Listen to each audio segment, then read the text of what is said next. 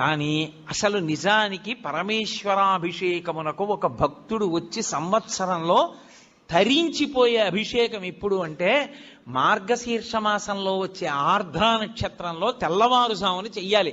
చిదంబరంలో నటరాజస్వామికి చిదంబరంలో మోక్షలింగము అని శంకరాచార్యులు వారు పరమశివుడి దగ్గర నుంచి 5 లింగాలు తీసుకొచ్చారు. ఆ 5 లింగాల్లో ఒక లింగమే ఇప్పటికీ శృంగేరిలో ఉంది. శృంగేరిలో ఉండి భోగలింగం అన్న పేరుతో అభిషేకం చేయబడుతోంది. కంచిలో ఉన్నది యోగలింగం, చిదంబరంలో ఉన్నది మోక్షలింగం. చిదంబరంలో ఉన్న మోక్షలింగానికి ఆర్ద్రాభిషేకము అని ప్రత్యేకం చేస్తారు.